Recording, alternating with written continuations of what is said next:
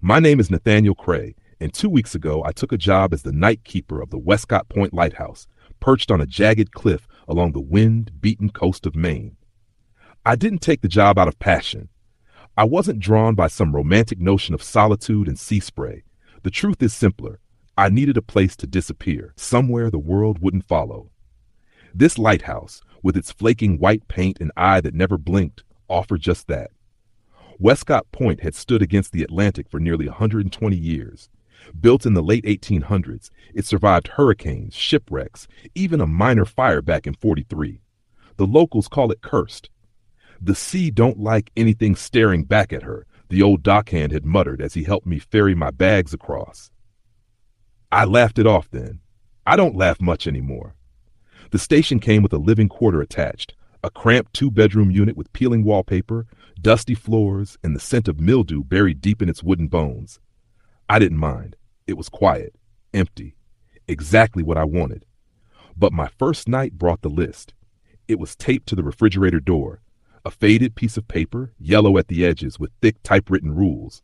I assumed it was some kind of old procedural list for maintenance until I actually read it. Night shift protocol, Westcott Point Lighthouse. 1. Begin your shift at 7 p.m. sharp. Do not be late. The tower does not like delay. 2. Lock the main door and secure all windows. Check them twice. If any remain open after dark, do not attempt to close them. 3. Light the beacon at 7:13 p.m. exactly, not before, not after. Between 2 and 2:15 a.m., you may hear knocking from the lower deck. Do not investigate. Do not respond. 5. Do not allow anyone inside, regardless of what they say, regardless of who they look like. 6. If the foghorn sounds more than twice in 1 minute, retreat to the cellar and stay there until dawn. 7. Never turn off the radio, even if it goes silent, especially if it goes silent. 8. Do not sleep before the sun rises. I rated 3 times. It felt like a prank. I even half laughed, wondering if the last keeper had gotten bored and decided to mess with the new guy. But something about the way the paper was placed, deliberate waiting for me, made me feel uneasy. The sun dipped fast that evening, casting long shadows that reached in like claws through the fog-streaked windows. By 6:50 p.m., the wind was already howling hard enough to rattle the panes. I stood at the base of the lighthouse with the key in one hand, the list in the other. My rational brain told me to ignore it. My instincts told me otherwise. I followed every step. At 7 sharp, I locked the main door. I checked every window, twice. A couple in the back near the storage closet didn't seem to latch properly, but I jammed a chair under the handle to make sure it stayed shut. I climbed the spiral staircase to the beacon room, waited with my watch ticking the seconds, and flipped the switch at exactly 7:13. The beacon sputtered once, then came alive, sweeping the dark sea with its mechanical, silent gaze. Hours passed in quiet monotony. I listened to the radio, a low-frequency band on the desk that played little more than static and the occasional sea weather report. I scribbled notes in a logbook out of boredom, watched the waves from the tower window. The cold was biting. The walls seemed to breathe with each gust. Then the knocking came. Soft, deliberate, not banging, not frantic. Just a polite knock, like someone standing at your door on a rainy evening. The kind of knock that says, "Hello, I know you're in there." It echoed up through the stairwell from the lower deck, 3 times, then silence. I froze. The list. Rule 4. My flashlight trembled in my hand as I sat perfectly still. The seconds ticked by. My mind ran through all the possibilities. Wind, an animal, a prank. But no, it had been too human. At 2:16 it stopped, just as the rule said it would. That should have reassured me. It didn't. The rest of the night was uneventful. I watched the horizon as the sky lightened to gray, then white. At 5:47 a.m., the sun finally bled through the fog. I switched off the beacon, unlocked the door, and stepped outside for a breath of salt-crusted air. The world was still, no sign of life anywhere. Only the sea and her silence. I told myself I'd imagined the knocking, that it was some trick of the wind, or maybe a boat shifting against the rocks. But then I saw the footprints, just 2 of them, wet, bare, right outside the main door on the wooden deck, facing in. There had been no rain, no one else had been out here, and whoever left them had no shoes, no coat, just two pale impressions, left as if someone had come to the door and waited. I didn't sleep that day. I tried. Laid on the stiff mattress in my clothes and stared at the ceiling, the list heavy in my hand. The second night, I followed the rules again. At 7, I locked the door. This time I bolted it too. I wedged every window shut, replaced the old nails on one with new ones from the toolkit I found in the supply room. At 7:13, the beacon lit. I listened to the radio. It hummed quietly, crackling now and then with weather updates from other stations. At 2:03 a.m., the knocking returned. 3 times. A pause, then once more. I didn't move. My hands clenched on the chair arms as I stared at the staircase. The air around me felt thick, like the pressure before a storm. The knocking stopped at 2:15 again, like clockwork. But just before dawn, something changed. The radio went silent. Not off, just silent. No static, no buzz, no hum, just a low void where sound used to be. I reached out to tap the dial and hesitated. Rule 7. My hand hovered an inch above the radio before I slowly pulled it back. Then I heard it. A whisper, not from the radio, from upstairs. My heart froze. The beacon room. I hadn't been up there since lighting it.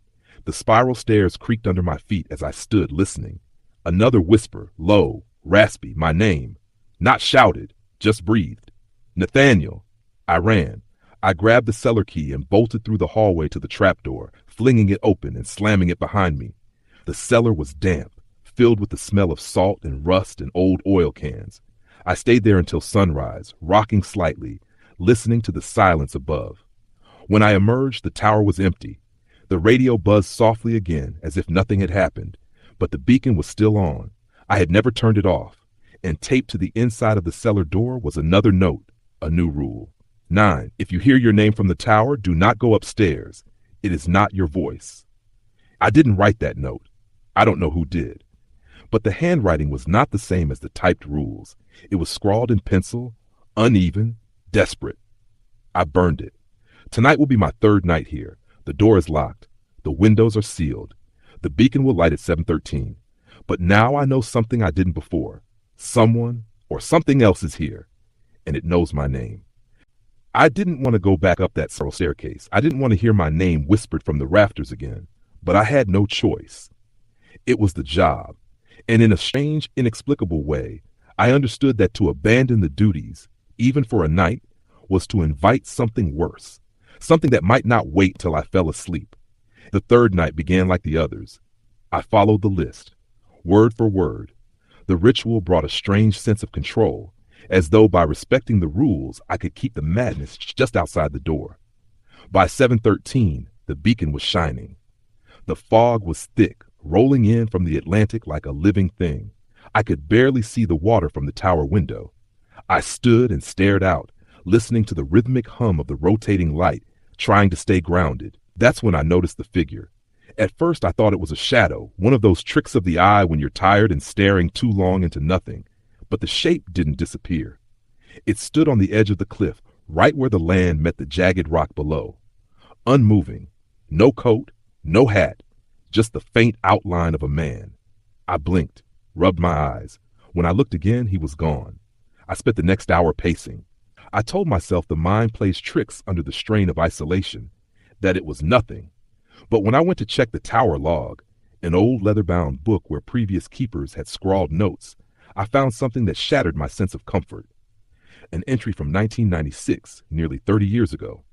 Feb 3rd, 3rd night in. Fog's thick. Saw the man again. Same spot by the cliff. He doesn't move, not afraid of the wind. Not alive, I think. Below it, another entry, different handwriting. Feb 6th, tried to approach him. Don't. He isn't standing there. He's watching from below. You just think he's on land. There were no more entries after that. The page after was torn out. I closed the logbook and placed it back inside the drawer. My hands were damp. A faint ringing echoed in my ears. By 2 a.m., the knocking came again. 3 sharp knocks from the lower deck. I didn't flinch this time. I sat at the desk, gripping the flashlight, and stared at the trapdoor instead of the stairs. I don't know why, but I felt like something about this night was different. Then the voice came again, not from upstairs, from outside the door. Nathaniel, it called, louder than before, almost conversational. It's cold out here. Let me in. I swallowed hard. Rule 5. Don't let anyone in, no matter what they say, no matter who they look like. But this voice, it sounded like my brother, Matthew. He died 4 years ago in a car accident. I hadn't spoken his name aloud since the funeral. I never told anyone I still dreamed about him. Nate, please, I've been looking for you. I gripped the arms of the chair and stared at the door. My heart pounded, but I didn't move. Every part of me screamed that it wasn't him. It couldn't be. But the voice was perfect, too perfect. I closed my eyes and counted the seconds. At 2:15, just as before, it stopped. I let out a breath I didn't realize I'd been holding. Then, without warning, the foghorn blasted. Once, twice, a third time. I froze. That was not part of the pattern. The horn was mechanical, timed, and maintained weekly by a technician on the mainland. It wasn't supposed to blast 3 times in a minute. Rule 6. I grabbed the key and fled for the cellar. My hands trembled as I unlocked the trap door and crawled inside, slamming it behind me. This time, I brought the flashlight. The cellar was larger than I remembered, and colder. The stone walls wept moisture, and the floor was slick.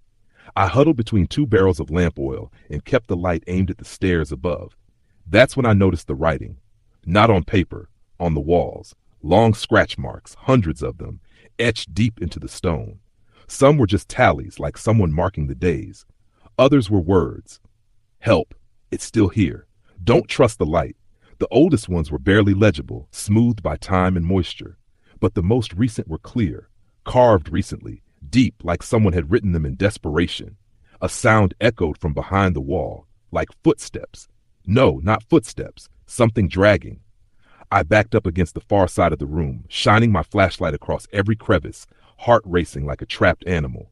There was a shape in the corner, a box, half buried beneath a rotting tarp and rusted chains. I pulled it out, desperate for distraction. Inside was a small lantern, brass, ornate, wrapped in oilcloth. Next to it was a small leather-bound book, swollen with water damage. The book wasn't a log. It was a journal. The name inside read Samuel Thorne, Keeper, 1910 to 1913. The first entry was dated March 3rd, 1910. The fog is thicker than I've ever seen. Some nights I don't believe we're on land at all. Something watches from the ocean. The light keeps it back. I pray it keeps it back.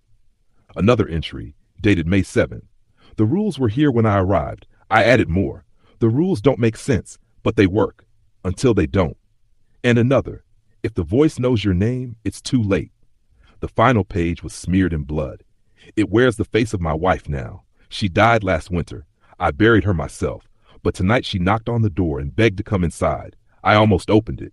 If anyone finds this, don't trust the tower. Don't trust the fog. If the light ever goes out, run. Bury the lantern. Do not light it. That was the last line. I looked at the lantern again. It was cold in my hands, unlit, yet it felt warm, almost pulsing. I quickly wrapped it back in the cloth and shoved it into the box. I stayed in the cellar until sunrise. No more noises came, no more voices. When the first rays broke through the gaps in the wooden planks, I emerged, blinking into the morning haze. The air was still, the ocean calm. The door was still locked, the windows sealed, but something had changed.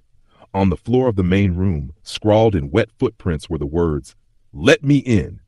That was the moment I realized it was getting stronger. The voice, the thing in the fog.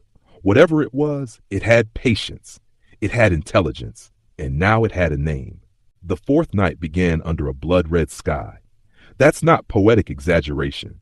The sunset truly was crimson, thick clouds glowing like coals above the black ocean. Even the sea looked angry, frothing and churning beneath the cliffs as though something below stirred its waters. I almost didn't light the beacon that night. After what I'd read in Samuel Thorne's journal and the cryptic line, "Don't trust the tower. Don't trust the fog. If the light ever goes out, run." I felt conflicted. What if the light was part of the trap? What if it didn't keep the thing at bay but invited it? But at 7:13, I lit the beacon anyway. I followed the rules. That's the paradox, isn't it? When you're told not to trust the only system keeping you alive, but also warned not to break it. So I complied. I locked the doors, sealed the windows, turned on the radio, waited. Hours passed slowly, the air heavier than usual. I tried to read more of the older keeper entries, but I couldn't focus. My mind kept circling one horrible thought. What happens if the rules change again? At 1:50 a.m., the temperature dropped drastically. The radio let out a sharp pop, and a high-pitched tone rang through the speakers for exactly 7 seconds before fading back to static. Then, silence again, but not the usual silence. This was suffocating. Dense. I began to sweat despite the cold. That's when I saw the light dim. Not the room light, not my flashlight, the beacon. I noticed it through the glass tower window. Its wide, sweeping beam began to stutter, once, then again, before flickering like a dying candle. I froze. The warning from Thorne's journal echoed in my head. If the light ever goes out, run. I grabbed the flashlight and bolted down the tower. My feet barely touched the spiral stairs. By the time I reached the main floor, I could hear the wind picking up violently. The walls creaked. The building itself felt like it might shift off the cliff. I made for the cellar trapdoor, but stopped. There were footsteps, not mine. From the kitchen, they were soft, wet, the sound of bare feet on old wood. Then came the voice again, but this time it wasn't using my brother's voice. It was mine. Nathaniel, it said. Then again, closer. Nathaniel. I turned slowly, flashlight aimed toward the hallway. A shape stood at the edge of the darkness. It was me. Same height, same clothes, same face. But the smile was wrong. It was stretched too wide, the lips too tight across the teeth. And the eyes, those weren't my eyes. They were solid black. Not just the irises, everything, like 2 empty sockets filled with ink. Let me show you what I see, it whispered. Then the beacon died. Everything went black. The flashlight flickered once and went out. I slammed it against my palm. Nothing. I couldn't see, couldn't breathe. I dropped to the floor and crawled toward where I hoped the trapdoor still was. My fingers scraped across rotted wood, nails, splinters. Then I found it, the metal handle. I yanked it open, slipped inside, and shut it above me just as I heard footsteps rushing toward where I had just been. But they didn't open the trapdoor. They didn't try to follow. They just stood there, waiting. I could hear the breathing, shallow, wrong. Then slowly it started walking across the floorboards again, back and forth, circling. I stayed in the dark cellar, clutching the wrapped lantern from the box like a lifeline. And that's when I made a mistake. I lit it. I don't know why. Maybe panic. Maybe desperation. But I struck a match, turned the valve on the old oil lantern, and held the flame to the wick. It caught instantly. Too quickly. The light was golden, too bright for a lamp that old. It cast huge swaying shadows that danced across the cellar walls like writhing bodies. The air suddenly smelled like salt and smoke. And then I heard a voice. Not from outside, from inside the lantern. I see you. It was a woman's voice. Soft, distant, but so clear it could have been whispered directly into my ear. The light pulsed, and the carvings on the wall began to glow faintly. The tallies, the names, dozens of them. Samuel Thorne, Albert Whitaker, Lenore Dean, Elias Hume, all of them scratched deep into the rock, glowing in the lantern's light, and beneath them, my name. It hadn't been there before. I blew out the lantern immediately. The glow faded. The cellar returned to shadow. I don't remember falling asleep. I must have passed out from fear or exhaustion or both. When I opened my eyes, the cellar door was slightly ajar and pale daylight crept in. I climbed out slowly. The air was still. The tower was quiet, but the radio was on again, buzzing with faint static and bursts of weather data. The beacon light was also back, though dimmer than before, and on the desk was another note, a new rule. 10. Do not light the lantern. It shows you things you're not meant to see. The note was written in the same shaky hand as before, same pencil, same urgency. I burned that note too. I should have left, packed my bags, called for a boat from the mainland. But I didn't, because now I had questions I couldn't ignore. What was the lantern? Who wrote the first list? And why were so many names carved into the cellar walls? That afternoon, I searched every drawer, cabinet, and floorboard. I even pried up 2 sections of rotted flooring in the old supply room. I found something beneath the second panel, a bundle of letters wrapped in waxcloth. They were old, early 1900s, many addressed to someone named Margaret Ainsley. One letter stood out. Dearest Margaret, the tower is not what they say. It does not protect the shore. It keeps something inside. The light must never stop. The sea must never be left unwatched. There's a room beneath the cellar, hidden. I've sealed it. If you ever come here, do not open it. It speaks through voices, faces, memories. It wears you until you forget who you are. Tell no one. Burn this. Your brother, a hidden room. I dropped the letter and returned to the cellar. I checked every wall, every floorboard, every crevice, and then I found it. Behind the oil barrels, a section of stone that looked newer patched into the older wall. The mortar was fresh, at least compared to the rest of the cellar. I pressed against it, hollow. My heartbeat thundered in my ears. There was something behind it, a hidden chamber. I didn't break it open. Not yet, because whatever was behind that wall wasn't meant to be freed. And I had the feeling that it was listening. Even now, I didn't break open the wall that night, but I stood in front of it for nearly an hour, lantern in hand, trying to decide if I should. My instincts screamed no. Everything about this place, the rules, the whispers, the strange behavior of the light, warned me against disturbing anything buried deeper than it wanted to be. And yet, I couldn't ignore the voice in my mind urging me forward, telling me I wouldn't understand what was happening until I saw what was hidden behind that patch of stone. I told myself I'd wait. Just one more night. But something about the tower had shifted. That night, my fifth, I noticed new details. The air smelled different, sharper, like rust and seaweed. The beacon's rhythm was off by a fraction of a second. Most people wouldn't notice, but after 5 nights of watching that light swing endlessly in a loop, I could tell. It wasn't a delay, it was hesitation, like the light itself didn't want to shine anymore. I locked the doors, turned on the radio, and followed every rule with careful attention. I added my own now. Don't go near the hidden wall. Don't listen to the lantern. But it was already too late. At 1:27 a.m., I heard it again. Not the voice, not the footsteps. The song. It began as a low hum, almost beneath hearing, but then it grew louder, distinct like a lullaby, slow and sweet, and completely out of place in a lighthouse surrounded by crashing waves and miles of empty sea. I followed the sound without thinking. Up the spiral staircase, past the sleeping quarters, all the way to the lantern room. The beacon spun steadily, casting wide arcs of light into the fog. That's when I saw them. Faces, dozens of them, pressed against the glass outside the tower. They didn't move, didn't blink, just stared inward, mouths closed, eyes black. Some were children. Some looked like sailors. One of them wore the same clothes I had packed for this job. Another looked like a woman I'd seen in one of the old photographs tucked inside Samuel Thorne's journal. They weren't ghosts. They were echoes, memories caught in the spinning light, and they were watching me. I stumbled backward, slipped on the iron stairs, and nearly tumbled to the floor below. I caught myself on the railing, heart pounding. By the time I looked again, the glass was clear. The fog swirled silently outside. No faces, no sound, except now the radio was on again, and it was playing the same lullaby. Not a recording, it was live, sung by a child. I ran back to the ground floor and yanked the plug from the wall. The radio stayed on.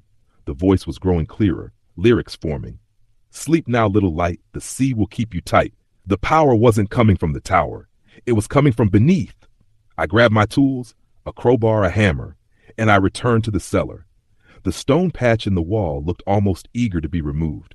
The mortar chipped easily under the weight of the hammer. Each crack echoed like thunder in the tiny underground room. I peeled away the bricks one by one until a hollow space was revealed. Dark, silent. The air behind the wall was colder than the cellar, colder than the sea outside. I felt something leak through that opening, something ancient. I aimed my flashlight into the void and stepped through. The room beyond was not part of any blueprint. The architecture was older, almost ritualistic, stone archways, a domed ceiling, walls marked with carvings I couldn't decipher. And in the center, resting on a raised stone platform, was an object, a lens, cracked, embedded into a rusted housing. It looked like a piece of the original beacon, a first-order Fresnel lens maybe, but blackened by soot and sea salt.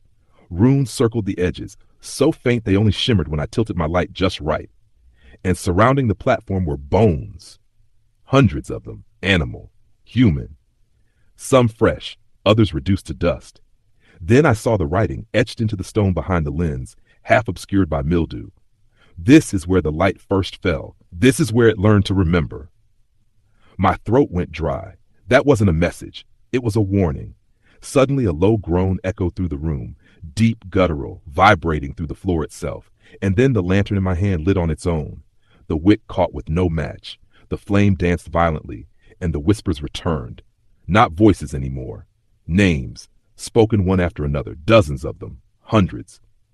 I dropped the lantern and it didn't shatter. It simply rolled, came to a stop facing the cracked lens, flames still flickering unnaturally. And from that cracked lens, a soft glow began to bleed into the room. Faint, sickly, pale green. I backed out through the hole in the wall, breath catching in my throat. I didn't run. I crawled, panic tightening every muscle in my chest. As I reached the cellar steps, the song returned, the child's voice louder now. When the light is gone and the sea sings on, the faces come to play. I slammed the trap door behind me and barricaded it with every piece of furniture I could find. The next few hours passed in a kind of delirium. The light above continued to flicker. The wind howled louder than I'd ever heard it. The voices outside the tower shifted into a chorus, some pleading, some screaming. And then, just before sunrise, it all stopped. The beacon returned to full strength. The radio went dead. The cellar went still. But I didn't feel relief, because carved into the wooden floor, new, wet, still seeping with ink, was a final message. The lens remembers you now. By the sixth morning, I couldn't tell if I'd slept or simply blacked out. The sunlight through the cracked window panes felt dull, almost artificial. The tower had grown cold. Not the kind of cold that seeped in from the ocean, but a colder kind. An inner stillness, like the building itself was waiting. I didn't go near the cellar, not after what I'd seen behind that wall, the cracked lens, the bones, the voices, and worst of all, the final message. The lens remembers you now. I spent that morning pacing the main room, checking the beacon's mechanism again and again, looking for any flaw, any failing. But it ran perfectly, smooth as always, like nothing had changed. But I knew something had. It had seen me. I tried the radio again, still static. No connection to the coast. The manual phone line? Dead. Silence on the other end. The rules hadn't changed. No new note, no warning. But I felt different, like I had crossed some unseen threshold.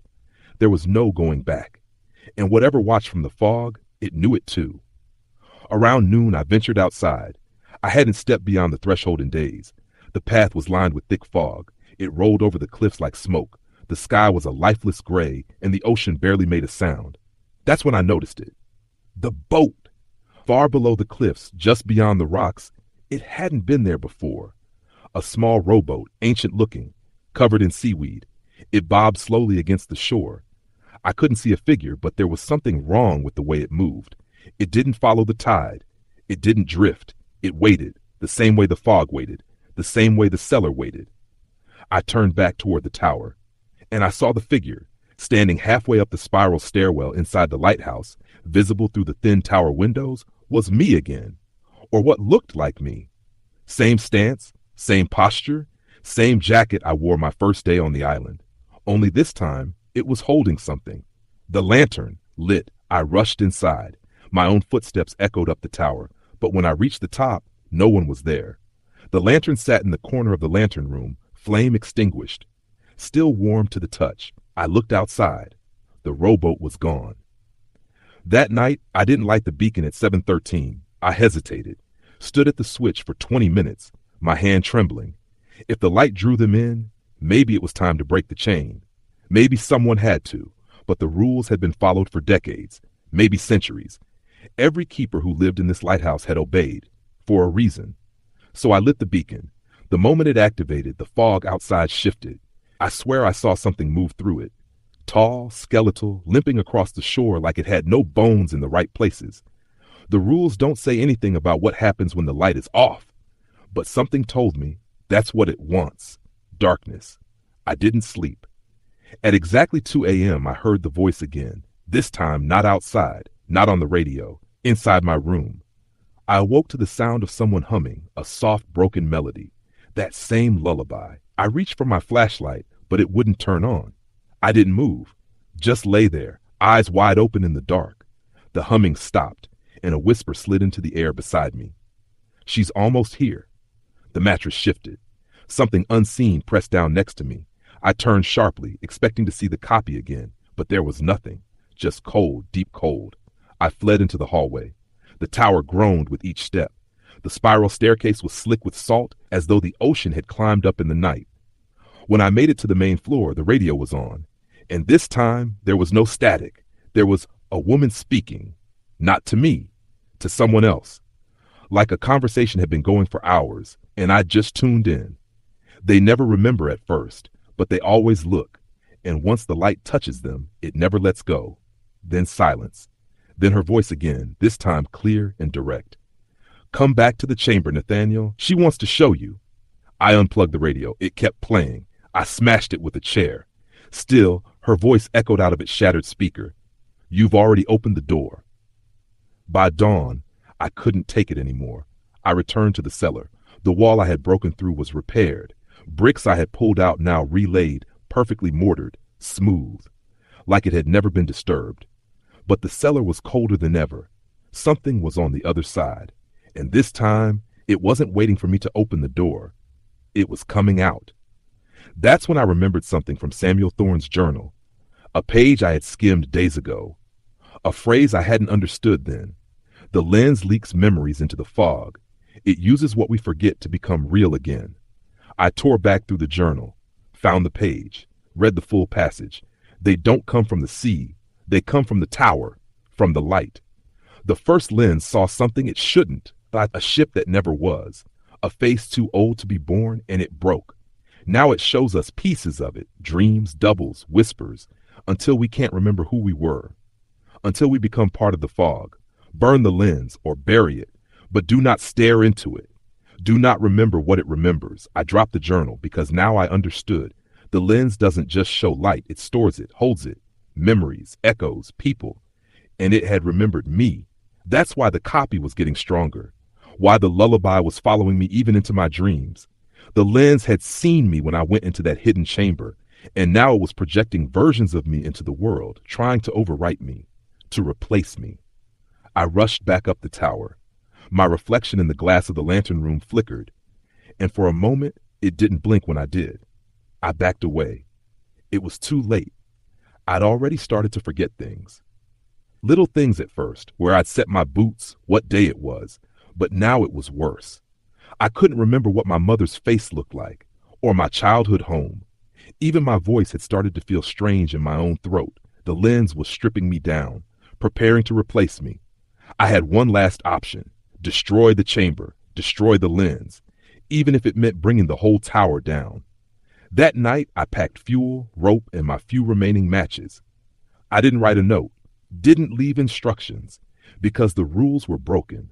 The lens was awake, and I had to finish what Samuel Thorne couldn't. The night I decided to end it, the sea was completely silent. No crashing waves, no calling gulls. Not even the wind dared to whistle through the shattered glass of the upper window. The silence was unnatural, oppressive, as if the island itself was holding its breath. The beacon spun slowly above me, casting its wide arc across the mist-choked water. But the light was dimmer now, fainter. I think it knew what I was planning to do. I had no illusions that I'd survive the night. I wasn't even sure I was myself anymore. The voice on the radio had stopped whispering. My reflection no longer moved in sync with me. And for the past 2 nights, every time I closed my eyes, I dreamed of walking into the sea, not drowning, becoming part of it. But I held on to one final thought, one thread of identity. I still remembered my name, Nathaniel Kane. If I could just hold that until the end, maybe that would be enough to keep it from taking the rest. I carried the fuel canister to the cellar, slung a rope around my shoulder, and held 3 matches between my teeth like a soldier going to war. My boots scraped against the stairs as I descended into the cold dark below. The bricks in the hidden wall, those that had mysteriously rebuilt themselves, had crumbled again, as if something on the other side wanted me to return. The chamber was waiting. I stepped through. It was colder than I remembered. The cracked lens in the center of the room glowed faintly, not from fire or electricity, but from something older, something alive. The carvings along the dome above it had deepened since I last saw them. Some of the bones were gone, and in their place were figures, kneeling, unmoving, 5 of them. Their eyes were hollow, their mouths stitched shut with seaweed. One wore the uniform I arrived with on my first night. Another wore a keeper's coat from 100 years ago. They weren't statues, they were shells. Former keepers emptied, silenced, left as warnings. The lens pulsed once, and I heard a voice. My voice. Nathaniel Kane, you've done well. I gripped the fuel tighter and stepped forward. The lens flickered. Images shimmered across its surface. My childhood, my father's face, the cabin I grew up in, the sound of my first dog barking from across a snowy field. It was showing me everything I'd forgotten. You don't have to leave, the voice said. You don't have to lose any of it. Just stay. Stay here in the light. I fell to my knees. For a moment, just a moment, I wanted to say yes, to let it take the burden of memory from me, to let it keep me warm and safe and whole. But then I heard another sound, a soft cry, a child's voice. She's almost here. And I realized the lens wasn't alone. There was something else coming, something that had only been using the lens, something far worse. I stood, poured the fuel across the floor, the platform, the bones. I didn't hesitate. I struck the first match. It fizzled out. The second snapped in half. I bit down hard on the third. My hand shook. I struck it against the stone wall. A spark, then flame. The fire caught slowly, greedily, licking across the chamber. The shadows twisted. The shells of the old keepers began to scream, but not with mouths, with light. Light spilled out of their hollow eyes, their chests, their stitched lips. They weren't dead. They were trapped. Reflections stored in the lens for decades, centuries maybe. The fire raced to the base of the cracked lens, and for the first time it screamed too. A deafening, howling, inhuman wail erupted from it, like every voice it had ever stolen was being torn free at once. The stone chamber shook. The carvings above crumbled. The dome ceiling split. I turned to run. Behind me, the lens exploded in a flash of white. And suddenly, the fog screamed. All of it. Every wisp, every tendril, every creeping veil around the island. It howled like a wounded beast. The lighthouse above groaned and buckled. I could hear glass shattering from the lantern room. Metal shrieked as the beacon's mechanism seized and died. I barely made it out of the cellar before the floor behind me caved in. I stumbled through the main hall, the walls already cracking. The tower shivered under the weight of something being undone. Outside, the sky had turned red. The fog rolled backward, fleeing out to sea like it was being pulled by something immense beneath the waves. And for the first time in nearly a week, I could see the stars. I woke up on the shore. I don't remember how I got there. The lighthouse was burning behind me, smoke pouring from every window. The beacon no longer spun. The structure was blackened, leaning slightly like it had been wounded. But it was still standing, barely. There was no voice on the wind, no lullaby in the dark. No second version of me waiting behind a door. Only me, Nathaniel Kane. I repeated my name a dozen times that morning, whispered it over and over, just to be sure. I remembered it. I remembered me. When the rescue boat arrived that afternoon, a week overdue, I didn't say much, just that there had been a fire, that the radio had gone out, that I'd been alone. They found no bodies, no signs of Samuel Thorne, no evidence of a secret chamber either. Just a sunken hole beneath the cellar floor, scorched and collapsed. I didn't argue. Some things are better buried. But as they ferried me back to the mainland, I looked over my shoulder one last time. The tower still stood. And for a brief moment, I thought I saw the beacon flicker back to life. One soft pulse, a faint glow, like something somewhere had survived. Epilogue. I never returned to the sea. Took a job inland. Changed my name. Tried to forget. But I still dream of the fog. Still wake in the night to the sound of a child humming that cursed lullaby. And sometimes, just sometimes, I catch my reflection moving a second too late. The light may be gone, but the lens remembers. And it's only a matter of time before it finds someone new. Someone curious. Someone alone. Someone who doesn't know the rules. The end.